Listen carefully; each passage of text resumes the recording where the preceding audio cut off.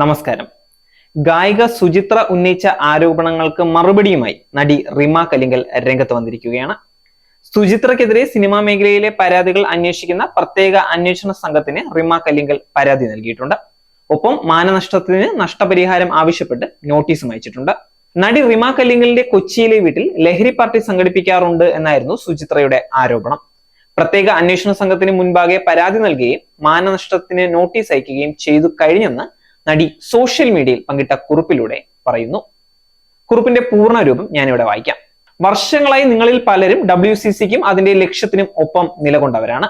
ഈ പിന്തുണയും വിശ്വാസവുമാണ് എന്നെ ഇപ്പോൾ ഇത് എഴുതാൻ പ്രേരിപ്പിക്കുന്നത്. കഴിഞ്ഞ 2 ദിവസങ്ങളായി പല മാധ്യമ സ്ഥാപനങ്ങളും തമിഴ് ഗായിക സുചിത്രയുമായി ഒരു യൂട്യൂബ് ചാനൽ നടത്തിയ അഭിമുഖത്തിന്റെ ചില ഭാഗങ്ങൾ റിപ്പോർട്ട് ചെയ്യപ്പെട്ട് കണ്ടു.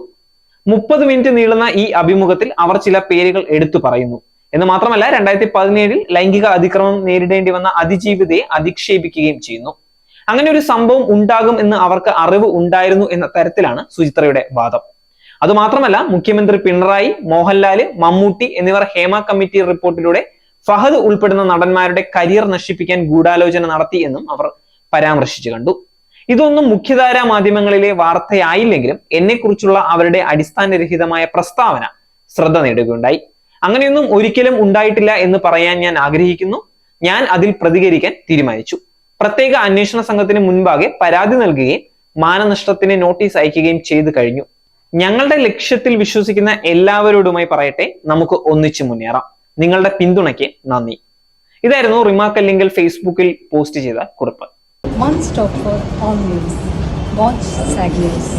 നേരിന്റെ വാർത്തകൾ നിങ്ങളുടെ വിരൽത്തുമ്പിലെത്താനായി സാഗ് ന്യൂസ് ചാനൽ സബ്സ്ക്രൈബ് ചെയ്തും ഷെയർ ചെയ്തും ഒരു ശരിയായ മാധ്യമ നിലപാടിനൊപ്പം നിൽക്കാൻ ഞങ്ങൾ നിങ്ങളെ ക്ഷണിക്കുന്നു.